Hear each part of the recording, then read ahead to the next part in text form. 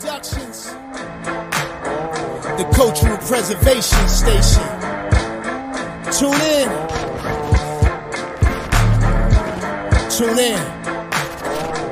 Hey yo, Black education, cultural preservation, Taylor BTV, because elevation. Tune into the station, we rockin' the whole nation. That's right, we rockin' the whole nation, prepping new generation for mental activation. Taylor BTV's the new sensation. Stop the hesitation and learn something new. My girl Taylor B's here to show and prove. Terrorist shit.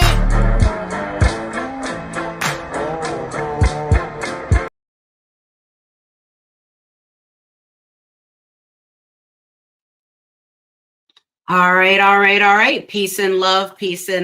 It's your girl, Queen B, and we are back with another BTV Live with Maria Shaya. Tonight, we are going to be getting into history, dates, times, and places. So make sure you get your pens and your pads ready. We want you to get interactive. We want you to write notes. We want you to get make comments in the comment section. We want you to, engage by the books that we're suggesting. Look up the verses that we're suggesting. Follow along with the broadcast. All right. So hey, Yeshaya, peace. There you go. You're already on the screen. How are you? Yes, peace. How you doing? How's everyone? Good. Let me get this up here. All right, I got that ready. So let me get the number up here for the books.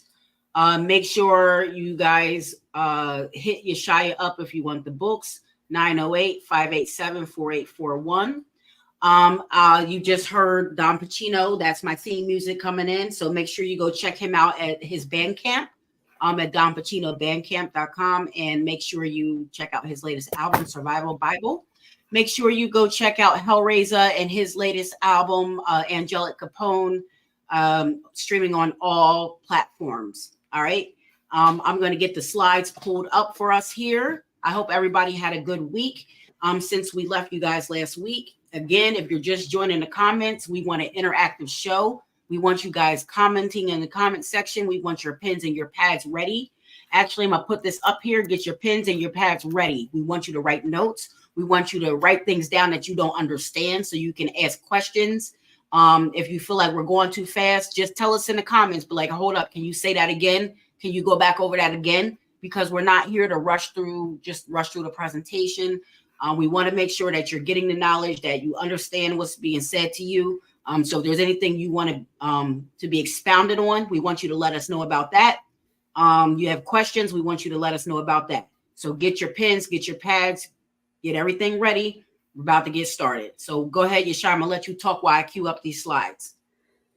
First and foremost, if I can be heard well, let me know. Giving honor and praise unto the Creator, the maker of heaven and earth, the one who sees all and is not seen, the one who judges all and is not judged. We want to sit there and get this out, say to the people for reference purposes.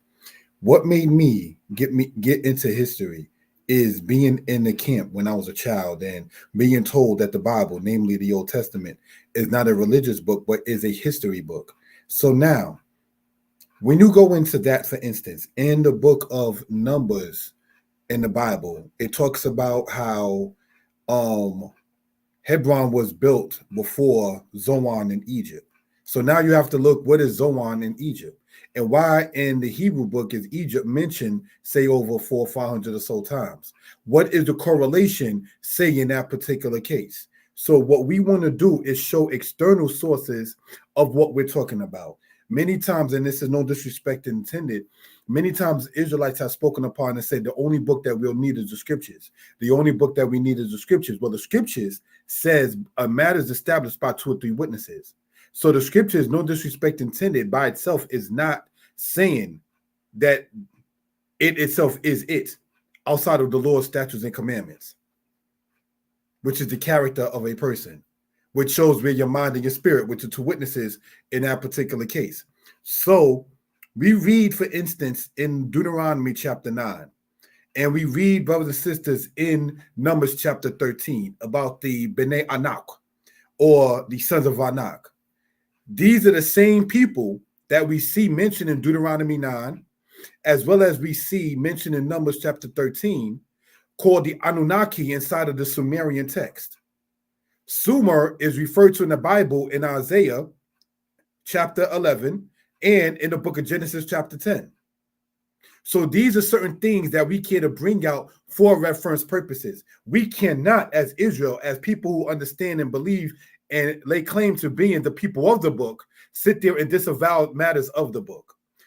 The Old Testament starts off with the creation, a creation story, and then goes all the way to the beginnings of the middle of what we refer to as the Achaemenid or the Persian Empire, where we read about Cyrus II. We read about Darius. We read about brothers and sisters, Ahasuerus, and so forth and so on. So one of the last Black empires to have existed that was momentum before the timing of AD or Emno-Denomi was the Medo-Persian Empire. We're going to show as time goes along, brothers and sisters, about a matter where we get into the situation and knowledge of the ancient Persians being what you call people of color, and what you read upon the Susan Palace. Of course, Susa in the scriptures, by the way. So these things we can correlate. I was watching a video earlier, and the guy kept on saying regarding people into, say, the Bible, right? It's like, oh, in your belief in this, it holds no record, it holds no, it's just your belief, and it's actually just stories that you believe. But when you listen to the video, and no disrespect intended, you promote abortion. You promote acts of sexual activity that's not heterosexual, which means that your mindset is already set to something. The Apocrypha teaches us that wisdom will not enter a soul that's subject to sin. So when you're already spiritually disconnected to certain things or from certain things will not come to you. One of my teachers, may he rest in peace, taught us that a man that's not circumcised physically cannot understand certain things spiritually. And so these are things that we care to bring out, say, for reference purposes, not to demean no one, not to put nobody down or anything of that sort. In the presentation, we're going to go over a part in this book. We're going to go over a part in this book, the whole Columbus thing that recently passed us. We're going to go over a part in this book, and we're going to go over a part in this right here, archaeology. We want to show our references in what we're talking about for edification purposes. So it's a pleasure to be back on the platform. I do appreciate it. Thank you for that. I will, in due respect, turn down my camera, if allowed, because I'd rather the people look at the presentation itself for reference purposes. Any questions or comments? Again, yes, I can be reached personally at 908-587-4841. Get your phones too, because we do welcome screenshots. History, dates, times, and places. Shalom, giving honor to the Most High. Who is the Most High? The one who created the heavens and the earth is whom we're speaking of. The one who sees all and is not seen is whom we're speaking of in this particular case. We want to, on a human level, give respect to the sister for allowing the brother to be on the platform and promoting and pushing this kind of matter weekly and so forth and so on. So let us pull up the slides. Thank you for that. It's 20 slides in total. Black Egyptian, Black Hebrew. What are we looking at, family? On the left-hand side comes from the book Before the Mayflower by LaRon Bennett Jr. That's a woman from Dynasty 18 of Egypt, or what they call the New Kingdom.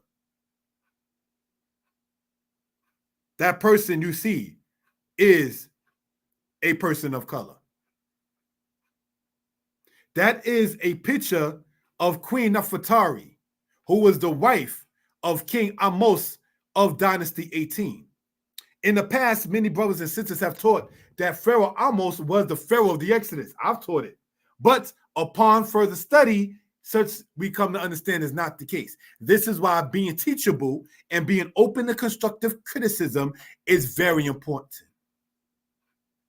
Don't be afraid to say, my bad, I made a mistake. You don't want, in truth, people to sit there and view you bad if you do that, because those are people who are behind kissers. You don't want in life a behind kisser. I've seen it, not to be funny, talk about it in jobs. Sir, sir, sir, sir. And that'd be the same person who quits on sir without giving a 2-week notice. Because he or she was not doing his or her own job. So everything they had to do was just sit there and kowtow to somebody else.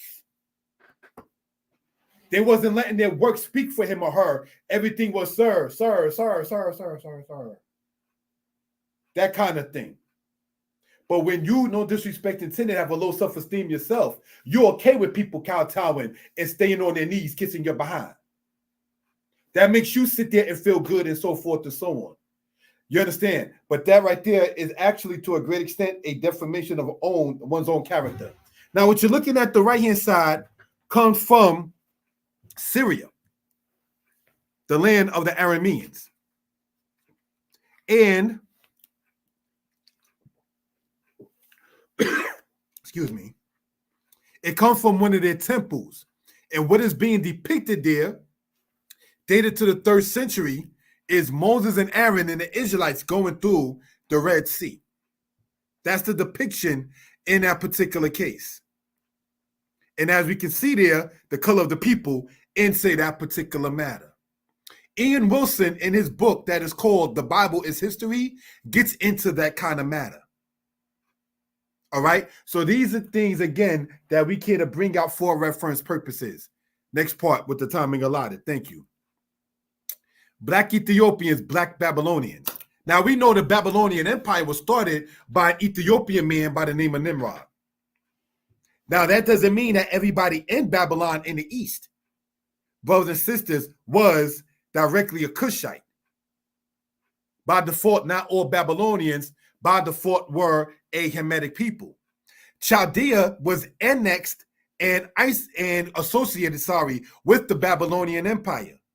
In the scriptures, we see about Babylon, and we see the distinction made in regards with, say, the matter of Chaldea. But the lands itself, brothers and sisters, were very adjacent to each other. So when we call this history, dates, times, and places, these are things we care to talk about. What you're seeing in the picture on the left-hand side is from a timing where people were doing agriculture and so forth and so on in modern-day Ethiopia. So what are we talking about? You had Egyptians, Hebrews, Ethiopians, and Babylonians, all looking similar one way or the other. Next part with the timing allotted. Thank you for the timing. All right, now let's look at this. Egypt, Cush, and Nubia, right? What you're looking at here is dating, all right, to the timing Meroe, Napata, Nubia, Thebes, Lower Egypt. Lower Egypt is in the north. Southern Egypt is in the south. And these are things in part that we want to talk about for reference purposes, geography, if we will, brothers and sisters. Why is the land in the scriptures called Mizraim? Ayim in Hebrew, Gerabayim meaning socks, Nekirayim meaning nostrils, Sephatayim meaning lips, Enayim meaning eyes, Yadayim meaning hands, Raglayim meaning legs, pardon me, Raglayim means feet, actual word for legs, Yeshokwayim. You see that in Deuteronomy. But my point nonetheless is anytime in Hebrew, like Ephraim, the son of Joseph, anytime you see Ayim in Hebrew, it's a dual plural. Ancient Egyptians did not call their land Mizraim. They called their land Simatawi, the unity of the two lands, Tamehu and Tashmehu. You understand? So these are things that we care to point out for reference purposes. When I went to Egypt 3 years ago, I was on the Nile. How was the experience? Not bad. When I was in Egypt, I went on the Nile several times. How was the experience? Not bad. It's one of the two rivers that goes from the south to the north. All right? So let us continue in this particular. Oh, I want to say this. Correct me if I'm wrong. Modern Sudan is part of ancient Egypt and part of ancient Ethiopia. When colonization you begin to see take place, you might see Egypt is separated from certain parts, and then Ethiopia separated from certain parts called the Sudan of today. But that is correct. Yeah, that's correct. Yes. Southern Sudan was part of ancient Ethiopia, and Northern Sudan was part of ancient Egypt. This is why you find records such as the Temple of Soleb, Soleb. Soleb. You might sit there and see that, brothers and sisters, in modern-day Sudan. But that was during the time occupied by Amenhotep of 18th dynasty. So these are things, brothers and sisters, that we care to bring out for reference purposes. All right? Thank you for that. Let's look at what we're seeing right here. Right? Elephantine. First cataract. Now, why did we, brothers and sisters, want to show that? This brother, I know some Israelites might think, oh, you always going way out yonder. Well, we got to sit there and in comfortability be able to prove things of our book by even using external sources. Otherwise, no disrespect to Israel, we look religious. It looks like we're scared, you know. You can't go outside of things. And this is why in the past presentation, Raising the Bar in Scholarship, we want to sit there and talk about the museums where the things are housed in. You understand? So let us look at this, if we will. Elephantine, right? We see in this magazine right here called Archaeology, right? The September-October edition, right? We see Elephantine Island here, as shown in the map earlier. But let's see what it says in history of this. Since we're going to be reading this, I'm going to cite it correctly.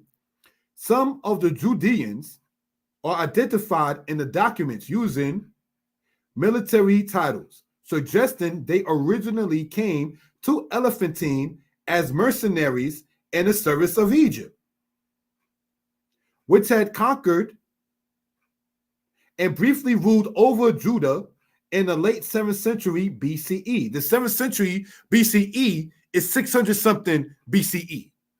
Correct me if I'm wrong on that.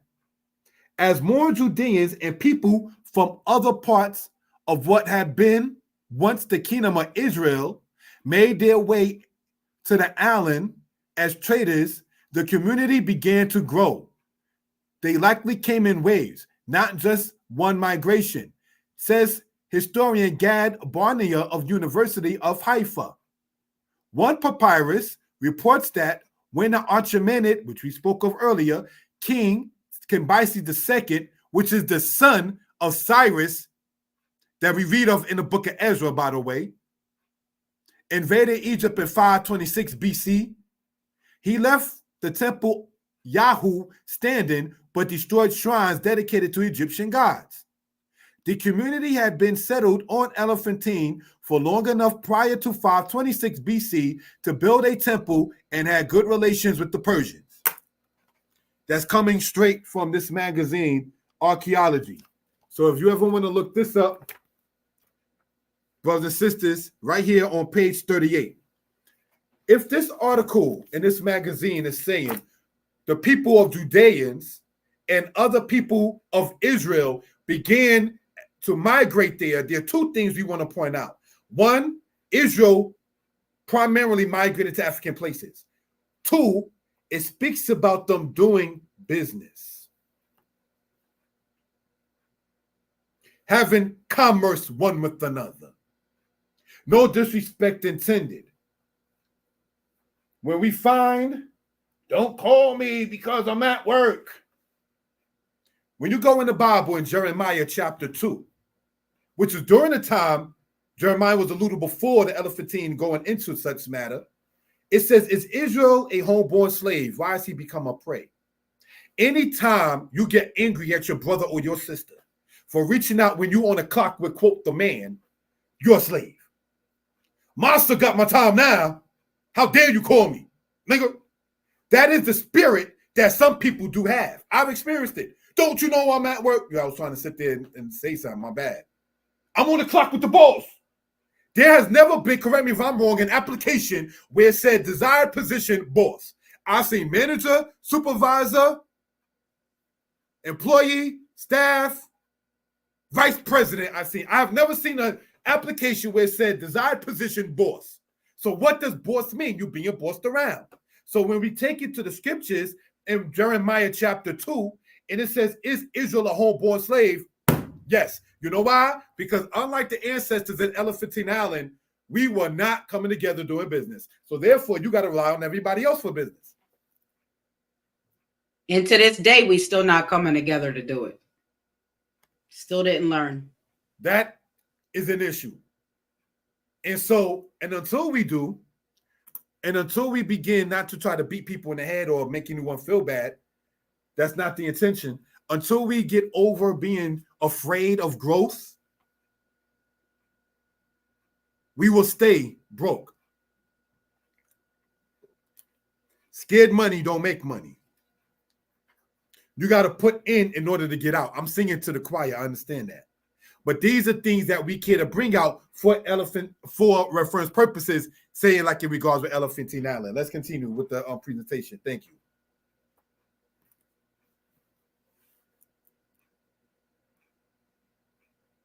Now, Lachish matter.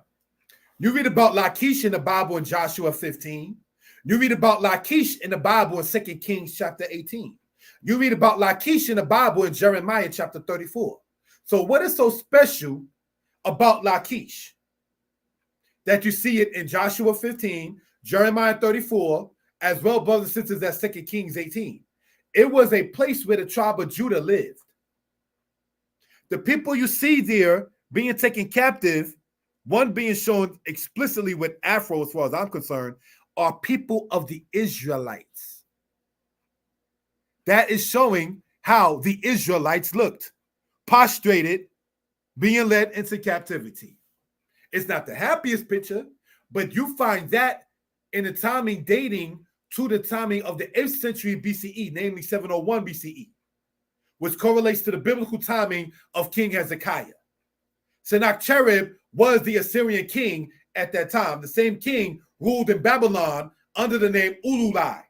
So Sennacherib, aka Ululai, both names to the same person, ruled one in Assyria, same person ruled in Babylon. So when you read about Merodach Baladan, about the Babylonian people during the time of Isaiah, the prophet, during the time of Hezekiah, this is how you can sit there and show it to show a connection. This is not like the person said that I heard earlier. These are just stories that people just put together and so forth. You can't make up, correct me if I'm wrong, archaeology of the ancient world. The only thing you can do is either try to deny it or destroy it. But these are things that we care to bring out for reference purposes. Next slide, please. Thank you, with the timing allotted. Hebrew matter in the time of Hezekiah and Hebron, the Levitical city. Where city would you want to go to, brother, if you ever go to Israel? Hebron, because it's where David first ruled. It's a Levitical city, and it is, to this day, Arabian controlled. Do you know Hebron is where they have the cave of Machpelah, where the Bible talks about Abraham, Sarah, Isaac, and Rebekah, Jacob, and Leah are buried? And the other nations that you see in the land of Israel don't go there. Because where the cave of Machpelah is, they protect it with their weapons. They don't allow tourists to go in there and see, I want to see where Abraham, Isaac, and Jacob was buried. They're not allowing you to go in that cave in that particular case. So these are things, brothers and sisters, that we care to bring out for reference purposes. This is important in the fact that Hebron was a Levitical city, and Hezekiah commissioned the Levites to teach what is right. Also, this shows Hebrew writing by Israel prior to the time of Herod the Edomite. A lot of people who was on other platforms and channels, no names need to be mentioned, always wanted to come at Israelites. Thank you for showing that in the with the laser pointer, right? Can you show us anything about Israel archaeology before Herod the Edomite? They want to sit there and disavow the history of the Israelites. And that's why they do that. Now, this may not help everybody. This may not be for everybody, but I will like to say this in due respect. Don't knock what is not unrighteous, even if it doesn't match your energy. Don't sit there, what's the point of doing all of that? Because we asked to. What the Hebrew says there that you see there that was just shown in the laser pointer, going from right to left, is the letter Het, Bet, Resh, and Nun. Hebron. It comes from the root Hebrew word kabar. The word kabar means to tie, T-I-E, to be associated with. This is how you get the word kaber, meaning friend. So Hebron or Hebron in English transliteration means friendship. See how easy Hebrew is? So when we talk about Hebrew is easy, right there, here we go. Next slide, please. Thank you for that. Assyria and the Israelites, part 2. All right. We showed that in the past, but just want to show it there for reference purposes. Thank you for that. That's also from the Lachish matter and what they call the Sennacherib War. Right? Thank you for that. Now, the Assyrian and Babylonian kings mention several of the kings of Israel and Judah in their records. Lists of those kings are as follows: Ahab, Omri, Jehu, Menahem, Hoshea, Pekah, Ahaz, Jehoiakim, and Manasseh. The Assyrian king Shalmaneser III, this is dated to the 9th century BCE, mentions Ahab, king of Israel, in a war that the Bible does not even mention or record.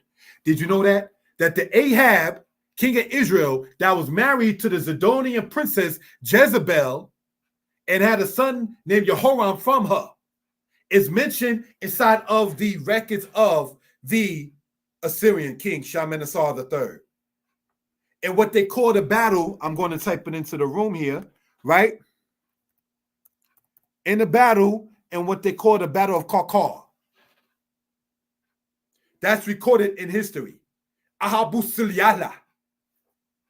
So if I'm not going to get in trouble on the platform or anyone else's, when Ray Higgins asked Israelites, you understand, if you can show me any evidence of an Israelite outside of the Bible, you have the Battle of Karkar mentioned by the Assyrian king, where he mentioned Ahab, the Israelite, and 2,000 foot soldiers. That's an actual record. Ahab married into the Zidonians. Ahab was, correct me if I'm wrong, the 6th king after the divided kingdom took place.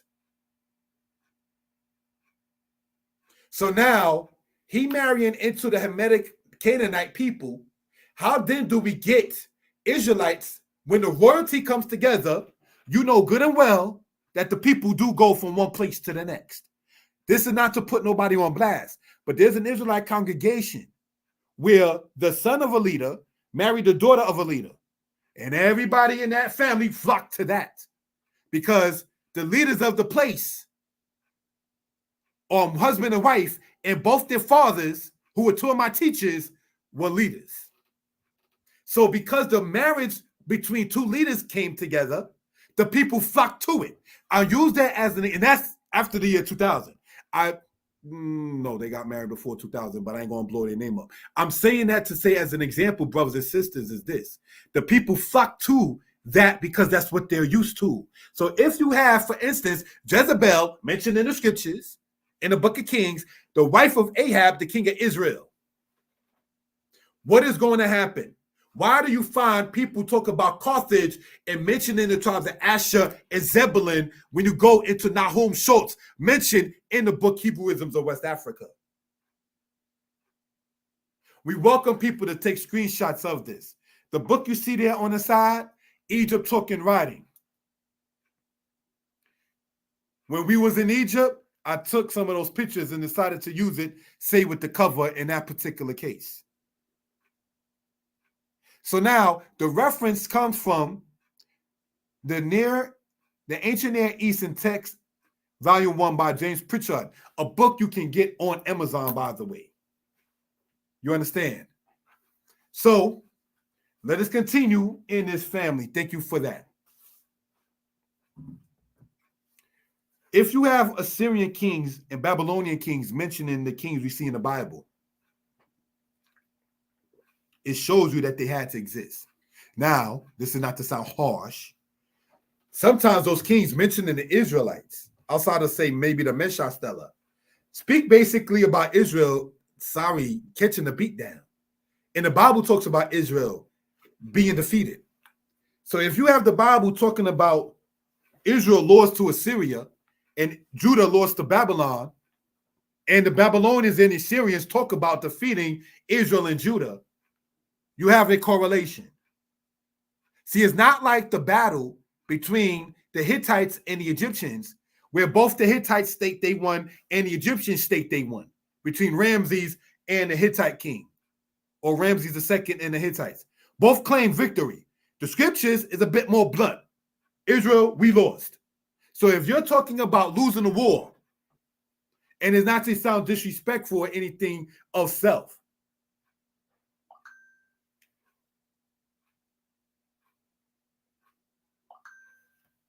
you know, I got chased as a kid. If I'm not being too disrespectful.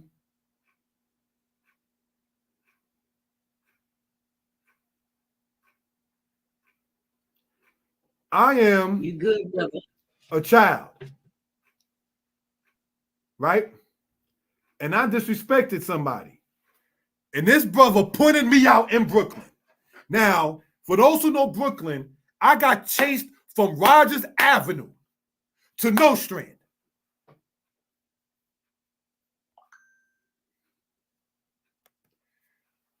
We're talking, I'm 9 years old. The guy who chased me was 17 or so. I'm in the 4th grade. He's in the 11th. This dude had brass knuckles. Pardon me, he wanted to beat my ass. Why? Because me and the so-called friend robbed his brother. So his brother did what they like, yo, that's him right there. And he chased me, and I ran and ran and ran. Guess what? Me and my friend ain't never bothered that kid again. Why do I mention that for reference purposes? Because it's life. The story that brother had and pointing me out and me running what seemed like 5 minutes, which was actually maybe a good 10 blocks when I was a kid. Knowing what I did to his brother, I understand why it happened.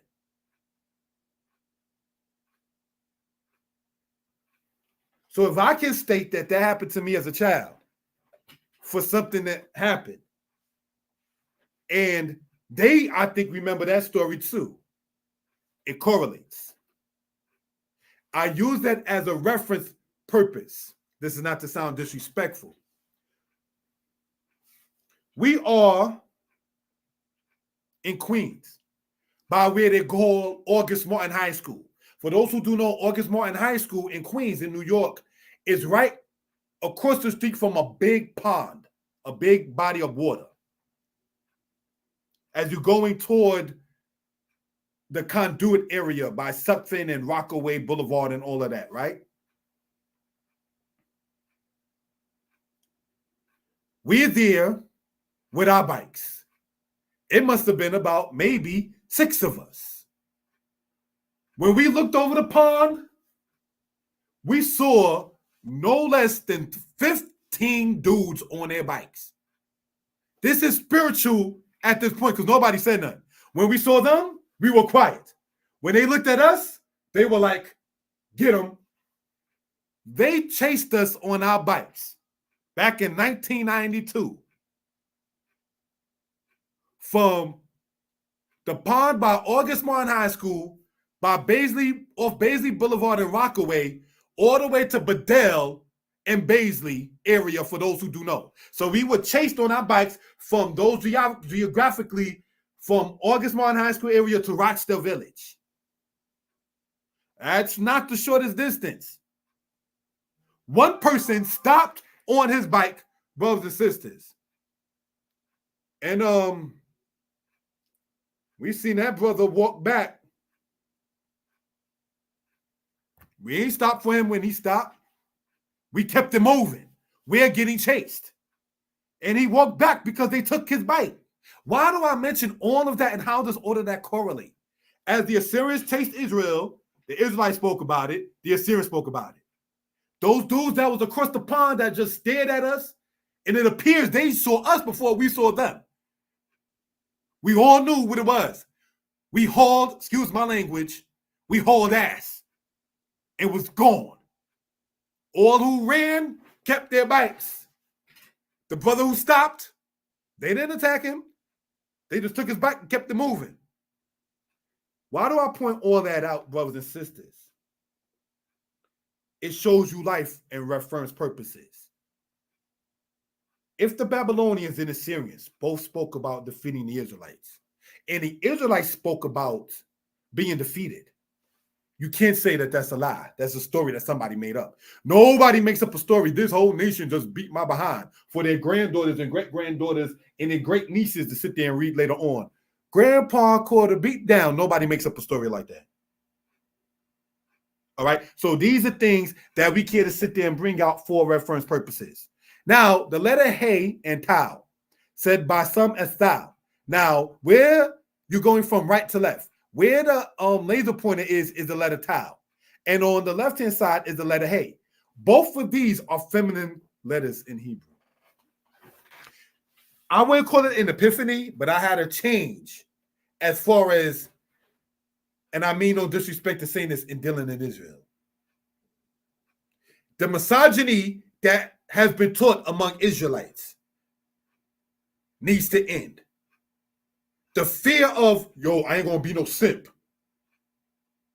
I ain't no beta male. I'm an alpha male. Then let it be, because we are kings. Genesis chapter 17 says that from Abraham's line, kings will come out of. So yes, we are Melakim. We are kings.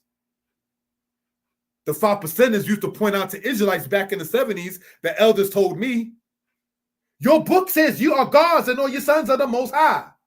And the Israelites will respond back by saying, yes, we are God's sons of the Most High. You are saying that there is no Most High. That's where the conflict between sometimes the Israelites and that 5%ers happened.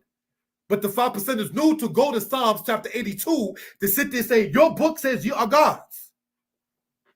When you read about the matter of what happened when Saul went to inquire of Samuel, who was deceased, the witch of Endor said, I see gods ascending and descending. Elohim means powers. Elohim means beings. It comes from the root word Elohah, which comes from the Hebrew root word Ayil,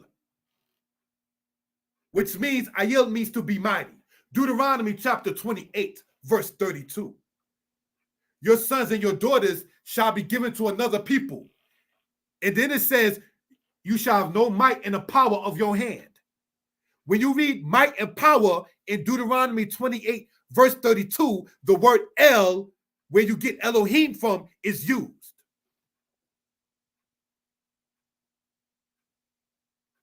When you read, brothers and sisters, in Genesis chapter 1, Ruach Elohim merakepet al penei hamayim, the Spirit of God hovered over the face of the waters. What if I told you that the Spirit of God in Genesis is feminine? Not a woman, but feminine. Man and man don't produce nothing, brothers and sisters. That is not according to the laws that the Most High made in the universe. You got to have both aspects. The letter you see on the left-hand side, the letter Hey, in Hebrew, when you're dealing with verbs, is the causative. In Hebraic thought, brothers and sisters, the feminine principle causes things to exist. Man and man don't make nothing, brothers and sisters. When I went to a congregation, I could see the woman's work in it. I was like, ain't no man make that curtain.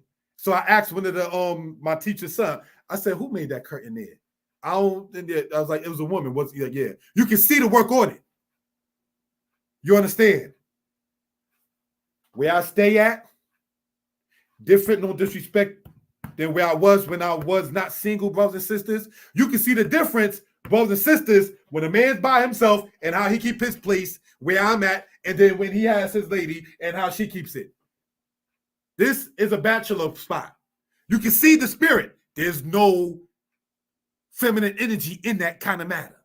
And it doesn't, brothers and sisters, make us simp, henpecked, whipped, or anything of that sort. You can definitely see when there's a woman's touch in the house. Cain, yes. Cain means yes. Mm-hmm. We definitely, brothers, need our sisters. All of that, I don't need nobody, that's not healthy. That's not the way things was made. But again, no disrespect. The misogyny that some Israelites have pointed out or have been dealing with, we cannot sit there and entertain for the next generation. Your language, House of Israel, those two letters, especially the letter on the left-hand side, Hebrew won't exist without that fifth letter, because then you can't do nothing in your verbs. You hit field stem, which is the causative. You hit pa'el stem, which is the reflexive. Things that being drawn back begins with that letter there. So, just want to point that out. Next slide. Thank you for that. Zephaniah, era of Josiah of Yahudah. From beyond the rivers of Ethiopia, my suppliance, even the daughter of mine dispersed, shall bring my offering. In that day, it should not be. Hold on, let me just go on to verse 14 with the timing allotted. This is from Zephaniah 3. Go and read verse 10 only. From beyond the rivers of Ethiopia, my suppliance, even the daughter of mine dispersed. What is dispersed? Who is dispersed? Israel. 14. Sing, O daughter of Zion. What does Zion mean? Zion in Hebrew is Zion, which comes from the root word Zayin, which means mark or distinguished. When you hear people say the Hebrew word metzuyan, Zion, metzuyan in Hebrew means excellent. So Zion, linguistically connected Zion to metzuyan, shows it to be distinguished. That's how we're supposed to be. We're supposed to be distinguished. We're supposed to be excellent. Not downtrodden, suppress the women, down the men. Be humble, be humble. Let me tell y'all something. Whether you on the channel and you say you Israel or not, conscious or not, anybody, hold on, so we're going to do it like this. Anybody telling you, be humble, be humble, be humble, be humble, and not telling you be great in your humility, hate you. We done been through so much as a people, we done been humble to where we're not humbled. So, not saying we should be arrogant, but how long shall you tell the people that's been downtrodden and beat down, be humble? They're already beaten down and downtrodden. That's what Isaiah 49:7 says, O Israel. Isaiah 51, when it says, oh, instead of putting a coat down there, I'm going to lay my body down there so the nations can walk over me. You know how Ella Cool J said, put the coat on the puddle so the city could walk? Isaiah 51 says, our people been on the ground so the nations can walk on us. So we've been humble for too long. This again is not saying to become arrogant. But if it says, sing, O daughter of Zion, shout, O Israel, and let your voice be projected like Malcolm used to talk. Let the white man know how you feel. Don't sit there, well, we got to be humble and we just be silent and then out. Just talk your talk. My daughter is pregnant, not to get too personal. Her and I have not had some of the deepest conversations that we ever had in her 18 years until the past 4 months. We've had some very deep conversations. And so I'll point this out, brothers and sisters, that to be suppressed, downtrodden, made to feel that you don't have a voice is not the case. It's not taking nothing from us as a man to have a woman speak. You still the king, bro. You're still getting the majority of the plate of food. You still the head honcho. You're not a simp because a woman has a voice. Be glad and rejoice with all the heart, O daughter of Jerusalem. So what does this talk about? The suppressed and the woman need to be humbled. And of course, when it says about daughter, it's talking about the people of. So where did Israel go? We showed in several cases. Let's continue on with the presentation with the slides. Thank you for that, family. From beyond the rivers of Ethiopia, you got Lake Tana, and then you got the White Nile and the Blue Nile that we see there. One starting, say, in Kenya, one starting in Ethiopia, the Blue Nile and the White Nile. And they join in Sudan, which we spoke of earlier, Khartoum, and it continues to go. So if they're beyond the rivers of Ethiopia, that could be two ways to think, because it can't be first, say, going east, because then you go to the Indian Ocean. So if it says beyond the rivers of Ethiopia, shall talk about the house of Israel scattering, you're going south of there, which takes you going into Southern Africa, for instance, the Limba people who talk about they from the tribe of the Levites, and going west, where you find people talking about they are Israelites as well. So Israel, the people, migrated in places that they were used to. Case in point, when I moved south, I moved to Charlotte because I was already going to Charlotte. I'm used to Charlotte. I'm not going to per se go to Asheville, North Carolina, because I'm more familiar with Charlotte. People move generally to places where they're used to. So if Israel was migrating to places in Africa, why do we sit there and think that somebody coming out of Europe is the house of Israel? This is not to say that Israel did not go into European places by force or otherwise. But what we want to point out is the bulk of Israel, the people that we read of in the scriptures, went to African places. These are things we care to point out. We're going to sit there and see how all this ties into, say, quote the Columbus thing. Get your history up, Israel. Glory to the Most High. Let's continue. All right. Thank you for that. Next slide. Pyramids of Ethiopia. Do you know that Sudan got more pyramids than Egypt? But remember, Sudan, brothers and sisters, the northern part was already part of ancient Egypt.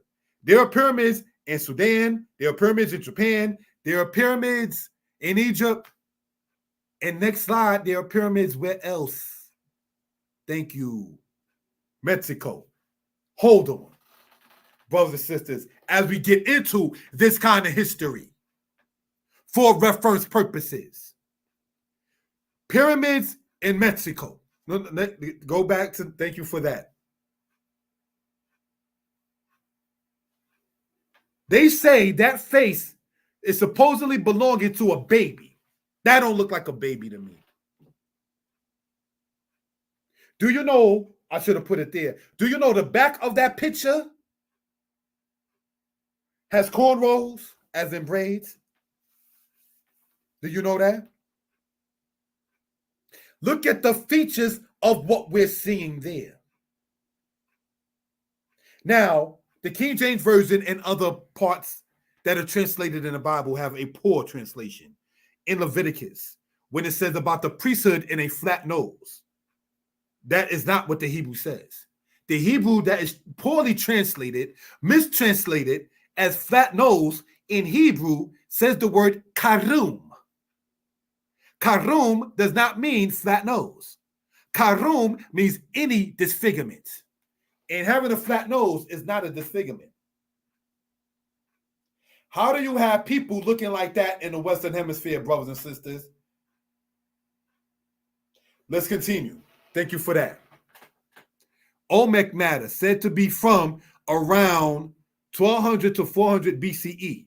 This ties in because when we look at the dates from when the Egyptians, Assyrians, Babylonians, and Israelites were in affairs, we see what was going on in the Western Hemisphere. Just as the Egyptians called the Asiatics Amu, just as the Sumerians called the Ethiopians Magan, just as the Americans called the Israelites Negroes, we want to point out that the Olmecs were called that by the Aztecs. The Olmecs is a byword, just like Negro is a byword. We're going to point out, brothers and sisters, something that we want to for reference purposes. Brothers and sisters, go back to the old slide, sorry. Brothers and sisters have been going over this kind of matter for quite some time, and we want to sit there and get into this for reference purposes. When we spoke earlier about the connection between what was going on in the Eastern Hemisphere and the Western Hemisphere, How does that tie in, and where did Ahab that we spoke of earlier come into play? Do you know? I gotta turn the camera on for this one, giving honor to the Most High. Ahab was an Israelite who married into the Canaanites. Right? Check. They went to Carthage. From Carthage, the people, after it was destroyed by Rome, eventually was rebuilt. But many of the people that were from the land of Israel, be they Canaanite or Hebrew, went to Carthage. From Carthage, went to the Gambia. From the Gambia to the West Indies. From the West Indies to Virginia. When we talk about the migration of Israel, these are part of the things that we're talking about. Brothers and sisters, I like to go over a particular part. This book here, The Jews of Africa, right? We're going to go, if we will, on page 29. And here's what it says. Jews first settled in the country now known as Tripoli. But the celebrated Arabian historian Ibn Khaldun asserts that the Nafusi, an ancient tribe of the Libyans of antiquity, themselves professed Judaism. We got to read it exactly as it's typed. A fact which he asserts, hitherto had been unrecorded by Jewish historians. These very early Jewish inhabitants, if they really were Jews, were strengthened and augmented by the settlements of Israelites established in Cyrenia in 322 BCE. The first Jewish colonies were introduced in the conformity of the general policy of Ptolemy I, and they soon became so numerous that at length no other country besides Palestine contained so many individuals of their nation. It's coming from this book here, The Jews of Africa, that you see there on page 29. This book you can get on Amazon, by the way. We don't need our women. Miss me with that. It was a woman who bought me this book. All right, just want to point that out for reference purposes. See, don't judge a book by its cover. I don't know who these guys are, but in the book, it talks about them going to Cyrenia. Do you know what Cyrenia is, brothers and sisters? Modern day Libya. Cyrene. You ever read about the Kitos battle, Kitos, with the emperors Trajan and Nerva of Rome? You can look this up in history. I'm not making this up. They were the people who wanted to go back into the land of Israel. But the Roman emperors had stopped them. So where were they to go? Fleeing the land of Israel, going into African places, and then brought to where is what we want to talk about, brothers and sisters, in part. Let's go on to the next slide and see what happened. Thank you for that, family. Next slide, thanks. Now, this is called, correct me if I'm wrong then, the Los Nunes inscription. Do you know what this says? Found in North America. Do you know what this says? Next slide is what we're going to talk about. Thank you. I am Jehovah your God, who have taken you out of the land of Egypt, out of the house of bondage. You shall have no other gods before me. What that sound like? That don't sound like Exodus 20? How is it Exodus 20 that we see prior to the time of the King James Version of the Bible being, quote, given to people, quote unquote, we see Hebrew writing in North America? We already spoke upon Hebrew writing in the land of Tunisia, in the land of Carthage, brothers and sisters. Rudolph Windsor in his book pointed that out. From Babylon to Timbuktu, they found that in the 1940s in World War II. When they bombed things over in Northern Africa, they found inscriptions where the people's names are written in Hebrew. So don't sit there and, well, you must write, and write more. Remember, O house of Israel, what Rome wanted to do? They wanted to destroy the records of the Israelites. So yeah, let's get our writing on, family. And let's bring this out to the people. That's called the Los Lunas inscription. You can look it up. Let's continue and close out, family. Thank you for that. Christopher Columbus never came to the lands north of the Florida Keys. Where did he go? Canary Islands, San Salvador, Cuba, Hispaniola, aka Haiti, Dominican Republic, Santa Maria Island, Puerto Rico, Dominica, Jamaica, Trinidad, Venezuela. What? Christopher Columbus, whose day they celebrated yesterday, he discovered America. He did not come to what we call Florida or Texas or Louisiana of today, which is some of the most southern states in what we call the United States of America. He did not go to any land that is north of the Florida Keys. So he never saw Miami. He never saw Dallas. He never saw Shreveport, Louisiana, Texas, and Florida being some of the most southern states. He never been where they do those things at and where they're from, brothers and sisters. The brother asks, some use that inscription to say that Native Americans are Israelites. Not all. Do I agree with that? No, not all are Israelites. But you're not going to have something like what we see in Exodus 20 being written on rocks and Israel not be in that land as well. The claim, I am the Lord thy God who brought you out of the land of Egypt, out of the house of bondage. Who was brought out of the house of bondage, out of the land of Egypt? The Israelites. Who's going to write that outside of the Israelites? So these are things that we can bring out, say, for reference purposes. All right? There are, I would like to state, what you call native tribes that celebrate the days that we're talking about called Chag Shavuot, or the Feast of Weeks, and Chag Sukkot, the Feast of Booths. There are Native American tribes that have been walking around with the Torah, observing the days that we see in Leviticus, the 23rd chapter. There was Native tribes when the Europeans came over that was reciting Deuteronomy 3. Shema Yisrael, Yehovah Eloheinu, Yehovah Echad. Hear, O Israel, the Lord our God, the Lord is one. That was done back and heard in the Western Hemisphere in 1644, brothers and sisters.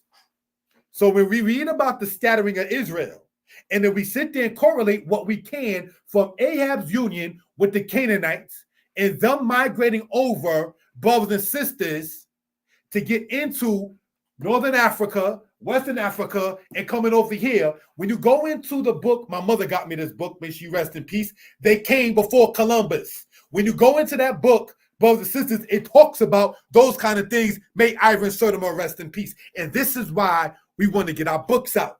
J.A. Rogers, Ivan Sertima, they're both deceased.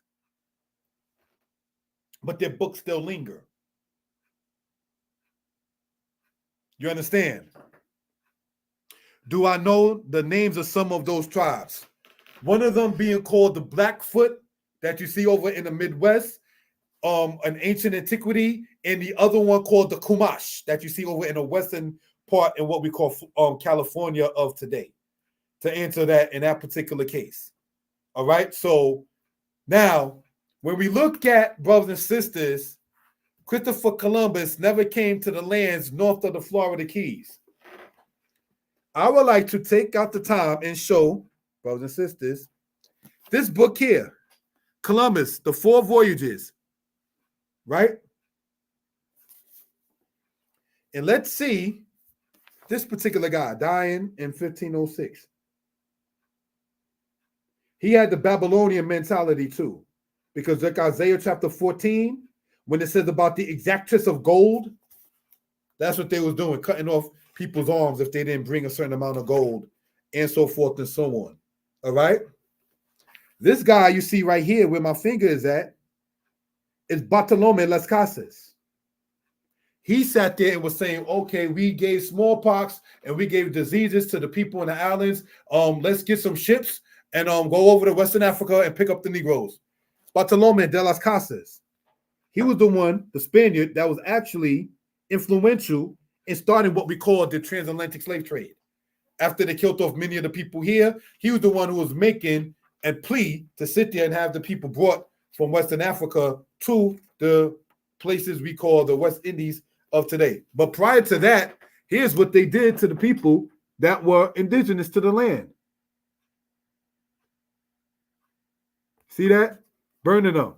And here's what we see, according to the artist's rendition, of how the people looked that were native. It doesn't look like the Nez Perce and the Sitting Bull that we've been seeing, brothers and sisters. No disrespect intended. Brothers and sisters, rice starts off our color. Bread, wheat bread, starts off our color. Sugar starts off our color. Everything natural from the earth starts off our color. So white sugar is refined, quote unquote. Bread and rice and things has been bleached. Did you know rice does not look like that? The white rice, the white bread, the white sugar is not from the earth. It's been changed. So if the things like rice, sugar, and wheat that come from the earth, and we come from the earth, are brown, the way Amerigo Vespucci described the natives that he saw, we see brown people. That's what he said in the 1400s. Amerigo Vespucci, who America is named after, said that the people, when he came to the Western Hemisphere, whom he saw were brown people. Did you know that? You can check this out. This is not made up. So when people are celebrating Columbus Day, know what Columbus was about. Know that he lied to Isabel and Ferdinand to where Queen Isabella and Ferdinand, who were responsible for getting the Moors out of Spain. When you read Stanley Lane's book called The Story of the Moors of Spain, brothers and sisters, in the matter of the 15th century AD, in 1492, Christopher Columbus set sail the same week that the Moors were kicked out of Spain. Did you know that? The Nina Pinta Santa Maria thing, the same week that the Moors were ousted from Spain and went over to Mauritania and helped bring down, along with the Arabs, the Songhai Empire. For those getting into that kind of history, brothers and sisters, we see Queen Isabella and Ferdinand, responsible for getting rid of the Moors, had a grandchild named Charles V. Charles V in slavery, brothers and sisters, did a thing that they call the asiento. The asiento is a legal, though wicked document stating that people can sit there and enslave people. The asiento, A-S-I-E-N-T-O, Spanish word meaning S-E-A-T, meaning seat, was by Charles V, the grandson of Isabel and Ferdinand. Isabel and Ferdinand getting rid of the Moors, their grandson, Charles V, pushed the asiento. John Hawkins, mentioned by the 5 Percenters, as well as the rapper Rakim in his album, talk about the slave trade. He was in association working for the Queen of England, Queen Elizabeth, who was responsible for what they call the good ship Jesus. Which was truly called the Jesus of Lubeck. All that history is intertwined, brothers and sisters, for reference purposes. These are things. So here we go, Columbus and what he was about. We showed what lands he went to, what he was about, where he went, what he did. And did you know that he died with some kind of STDs? I was going to point out that he was so crooked that the people who got rid of the Moors in Spain had him locked up. Did you know that the governors of Spain had Christopher Columbus locked up? That's how bad he was. You lied to us. You said this and that about the natives and all of this. For those getting into that kind of history and so forth. So these are things, brothers and sisters, that we care to point out for reference purposes. We want to get into this book here, Stand the Storm. Right? And on page 29, this is something Israel been talking about for a minute. African societies rarely sold their own people or those who were culturally close to them. Rather, they sold foreigners, obtained from distant areas through trading networks and markets. African societies rarely sold their own people. So when we start talking about, oh, they sold their own, according to this historian, Edward Reynolds, in his book, Stand the Storm, it says African societies rarely sold their own people or those who were culturally close to them. All of Africa, as pointed out by the brother who does the whole reparations thing, forgot his name, I think Taylor B could point out his name, Tariq Nasheed, he pointed out in this thing called Hidden Colors, all Africa was not monolithic. So we want to point this out. See, it doesn't take nothing for me as a moray to cite somebody else. Oh, you're citing somebody? Yeah, we do that. We give props where it's due because you don't know everything. So looking at this here, African societies really sold their own people or those who were culturally close to them. Rather, they sold foreigners obtained from distant areas. Who were the foreigners to Africans that were sold? Getting back into this book, these are things we're talking about, O House of Israel. So, brothers and sisters, let's conclude with the presentation. And thank you for the time. Thank you for that, family. You can screenshot that. Christopher Columbus never came to the United States, as we call it. All right? Now we're going to close out. Thank you for the timing with that. Moreh Yeshaya is back. I don't like the camera on. Rather you look at the thing than me, but okay. So now let's look, family. We have this here. Flyer there, Day and Night logo. That's for the website thing. All right, next part, if we will. Now, those alarms that you're hearing on my phone is there because this is the time I usually start to get ready for the night job. So pardon me for that. In that case, those are alarms to wake me up for such. Next part, please, as we close out.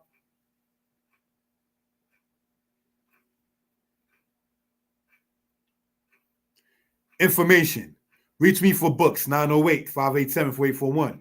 Reach me for Hebrew class, 929-841-0399.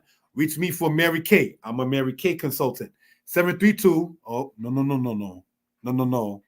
732-527-6095. That number's put there wrong.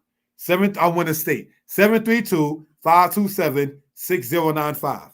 All right, that extra 6 in there is incorrect. Sorry about that.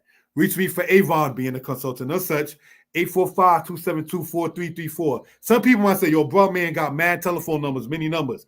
I try to separate the Hebrew with the books and the Avon and Mary Kay. That's why I use different numbers. There's a thing on your phone, if you want it, called Text Now, TEXT Now, and it gives you a whole new number, and it's connected into your phone plan.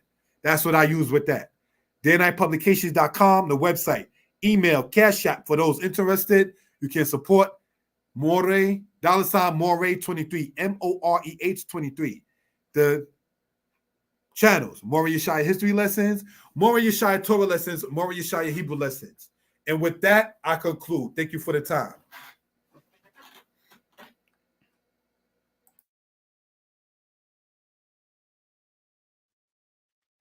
All right. Well, I want to thank Moreh Yeshaya. This has been a very eye-opening presentation. I hope you guys took notes.